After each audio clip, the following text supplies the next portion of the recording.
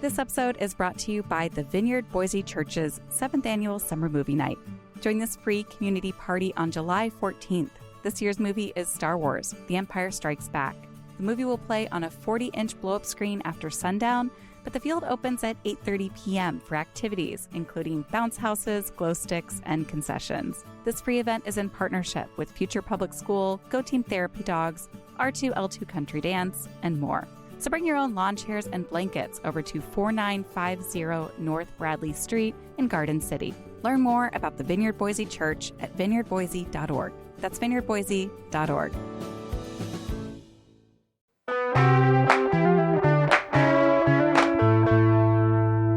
Today on CityCast Boise, an investigation of systemic racism within the Boise Police Department was ended early by the city, leaving a lot of unanswered questions. Ian Max Stevenson from the Idaho Statesman is here to walk us through what evidence was left out and why the lead investigator delivered the partial findings, quote, without a high level of confidence.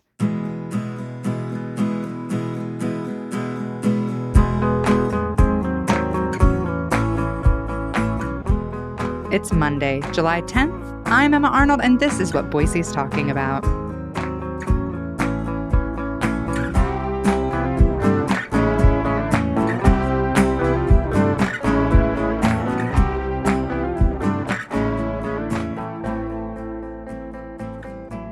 Hi, Ian. Welcome back. Hey, Emma. How's it going? It's going really well. And I just want to say before we get started, I thought that your article was so great, such an incredible deep dive, and I really appreciate it. But for listeners who maybe aren't following the story, could you give them like a quick overview about why the city did this investigation in the first place? Yeah, absolutely. So last fall, city officials and leaders became aware that a recently retired veteran police captain with the Boise Police Department was involved with a white supremacist organization that he'd been scheduled to speak at one of their conferences. The group's called American Renaissance. And a prominent Twitter user also linked him to some articles, blog posts essentially written online under a pseudonym that expressed some very racist views about Black people, Hispanic people. And some of these posts and some of these views, it became clear, had been written while he was still an officer with the police department. He just retired in around August of 2022. And the city decided to do this investigation, and they brought in an outside DC law firm in to decide whether or not Bringelson's racism was like systemic, part of what was going on with the Boise Police Department. So why did the city decide to bring in an outside firm in the first place? Yeah, so I think in the days after city officials found out about this officer and his views, I think they were really shocked and concerned that there might potentially be a larger problem in the police department. I think the mayor and perhaps council members as well had thoughts along the lines of, how could someone like this exist in an apartment for over 2 decades? And did he have these views publicly? Was he expressing them with other people, or was he holding them privately? I think they were really concerned that these reviews that might not have just been private, but potentially could have extended into his police work. And so they really wanted to get to the bottom of that and make sure that that was not the case and that racism was not sort of affecting policing in Boise. So they went to this law firm, I think because the lead investigator with the firm's called Steptoe & Johnson, and the lead investigator was a man named Michael Bromwich. He has a lot of experience in these sorts of audits of police departments. He recently led a very high-profile investigation into the Baltimore Police Department, a years-long corruption scandal there. He also was a former inspector general of the U.S. Department of Justice. So he's a pretty high-profile attorney, and I think the city wanted to go with a law firm that they knew had experience in the area. And what were the findings? So over about 3 months of work, the law firm found a number of issues with the Boise Police Department. I think, however, sort of related to the officer, Matt Bringelson, they did not find that sort of his views had been infected policing, and they'd not found that sort of most of the officers that they interviewed, all the officers basically that they interviewed, were surprised by learning about his views, and they weren't things that he had expressed publicly. So at least on that front, it didn't appear that there was racism in the police department. But what they did find were issues with hiring and promotions. They thought that the Boise Police Department like a lot of other police departments, has a lot of issues with insularity, with people getting promoted from within. And actually, there were a number of complaints about Matt Bringleson, the officer, about his leadership style and about his conduct at work. And yet he was still promoted multiple times to leadership positions, eventually to being a captain. So those were some of the findings. The law firm also found issues with training. There'd been a number of years, basically a decade, when no one had failed out of the police academy, he said, which if no one's failing out, that means that maybe the training standards aren't rigorous enough, or at least that's what the law firm found. But the caveat with all these findings was that the law firm was not able to do a full investigation because the funding was limited. And as a result, they said that their findings were not delivered with a high level of confidence. Hey Boise, Emma Arnold here. On this podcast, we work hard to bring you the most important and entertaining conversations happening around our city. But that's not all we do. We also have a daily newsletter that brings you so much more. Our free daily newsletter, Hey Boise, is written and curated by Blake Hunter. You may have heard them behind the mic a few times. The Hey Boise newsletter is your daily toolkit for being a more informed and engaged citizen of Boise. It's packed with recommendations, tips, and secrets for seizing everything that Boise has to offer. You can subscribe to Hey Boise at boise@citycast.fm/newsletter. I want to talk more about that. So the city shut down the investigation early to save money, and it seems like it must have affected the investigation. There are a lot that they said they couldn't get to. Like, for example, I'm going to quote from your article here. It said that the investigators did not have a chance to review substantial department records, and those included police documents, Bringleson's personal emails, and body cam footage of his interaction with the public, his internal affairs file, which seems pretty important. And you say it included a large number of complaints. And I really do feel like those, it's weird to me that it's like, well, we didn't find anything. And it's like, sounds like you didn't really look through maybe some of the most important things. And they're saying, well, we did. That's why we're saying we're delivering this with not a lot of confidence, this report. Yeah, I think your observation there is a smart one. I think they really did not do a lot of the work that they set out to do and that they wanted to do. And I think Bromwich, the lead lawyer, he said that sort of the cornerstone of any serious investigation is the documents, is looking through department policies. Like you said, the internal affairs file of this officer, complaints against him, his body cam footage, actual recordings of him interacting with the public, interacting with minority communities in Boise. They didn't get to do that because there wasn't sufficient funding available for them to finish that investigation. And so I think while the lawyer did say he didn't think that based on the experience of other police officers with Matt Bringleson, that it was likely that there would be some huge finding beyond that. I think in general, he felt like they wanted to do a serious dive into this police department and its policies, and they didn't have the chance to do that. Yeah, from your interview, it sounded like the lead interviewer, like you're saying, Michael Bromwich, he was pretty frustrated with the situation. Do you think that's a fair assessment? Yeah, he's led investigations at Baltimore Police Department, like I said, police department in Houston, as well as other places around the country. He's also done, as I said, investigations with the Department of Justice. And he said he's never in his career so far not finished an investigation. So what happened in Boise was the first time he's run into this. And one thing that I did is that there were a lot of questions about the funding and what was happening with it. And so I went ahead and requested public records of communications between the city and the lead investigator, Michael Bromwich.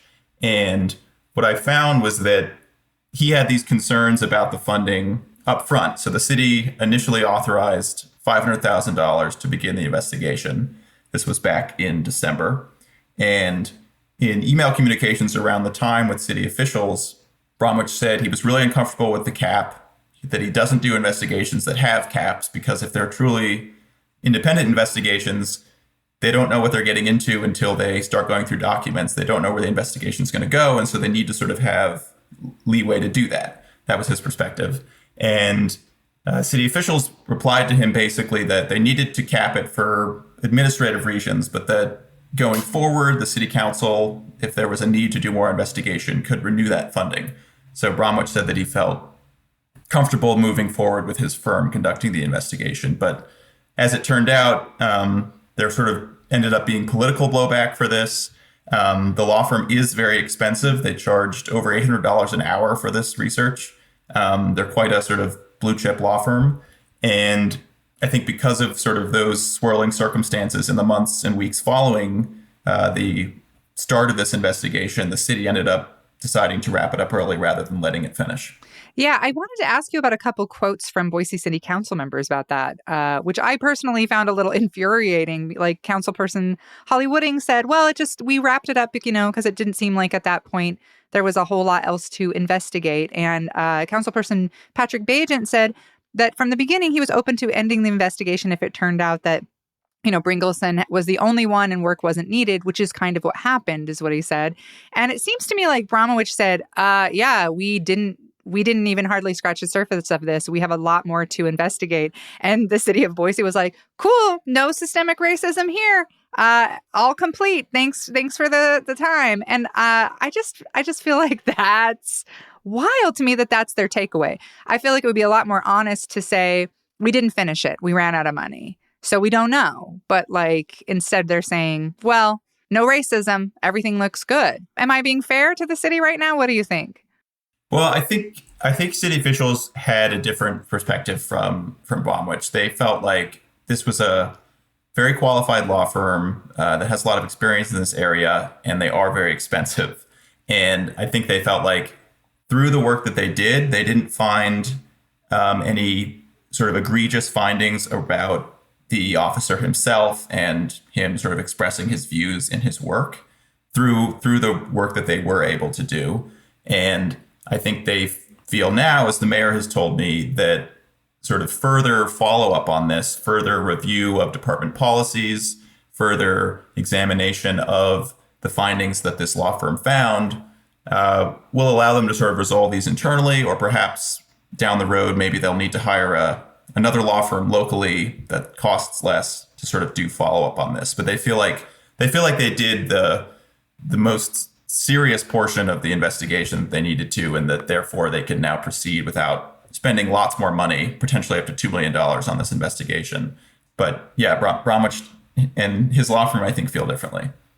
Well, it's interesting. I wonder, we have the November election coming up. And do you think any of the candidates, either for city council or the mayor's office, will make this a campaign issue? Probably, right? I think that's already happening. I mentioned sort of that this became a political football.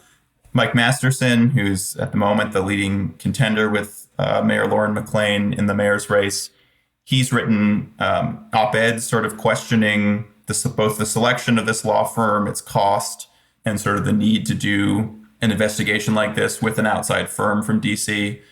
So yeah, I think it is potentially going to be an issue that we'll see come up again in the coming months on the campaign trail. I'm wondering, did anything else stand out to you in your conversations with Bromwich? He seemed really candid. Yeah, I think one thing that I found was interesting was that, so he had said that he didn't think that they were going to be, based on what they were able to review, any sort of further hugely revelatory findings about Bringleson, the officer himself. Though, of course, he can't say that with full confidence because they didn't get to do a lot of their investigation. But he said that generally he feels like because of the role of policing in communities and because of around the country, we've seen all this attention in recent years to police departments, police violence, police accountability. All of those subjects have been very prominent in the news. He feels like doing a serious review of a police department, its policies, sort of having an independent look at how they conduct themselves, how they conduct business is really important, because lots of police departments, even really well-respected police departments, can become insular. They can start doing things the way they've always done them. They don't necessarily stay up to date on standards that other police departments are developing. And so I think from his perspective, he felt like this sort of thing is important to do from an accountability perspective because law enforcement deserves scrutiny. Yeah, that was something I agreed with Councilperson Bajent about at the very end of your article, where he said, this is a right now $84 million department. The Boise Police Department is the largest of any city agency. And, I think next year their fiscal budget is supposed to be $95 million. And Bajent was like, yeah, this seems like a lot of money, but investigating this to make sure that it's running well and that it's, we're using it for what we intended. I don't think that's wasted money. I think he's trying to characterize it as money well spent. Did you get that feeling from any of the other city council members, like that they were like, it was money well spent? I think that in general, after Bromwich's presentation in May, I think most of the city council members did feel like these were really useful findings, preliminary findings that Bromwich had put together. And I think they're pretty intent on trying to address some of these, trying to address the promotion issues, the training issues that he brought up. And I think in the coming weeks, I think we're going to see updates from the police department on how they're proceeding to try to potentially tweak or change some of their policies to address the issues that he brought up. Well, Ian, an excellent article. Really appreciate your deep dive on this. Can't wait to see what you do next. Thanks, Emma. Thanks for having me.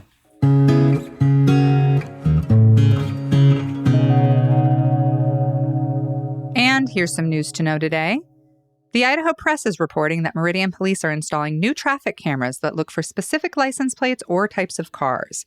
For now, the new cameras will not be used for catching red light runners or as speeding cams.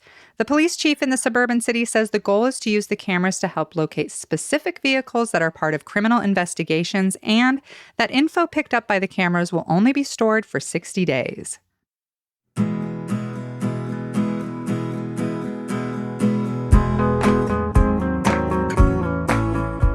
That's all for today here on CityCast Boise. If you enjoyed the show, you're going to love our Hey Boise newsletter. Chock full of events and Treasure Valley news fresh in your inbox every day. We'll be back tomorrow morning with date night ideas for you and your sweetie. Bye.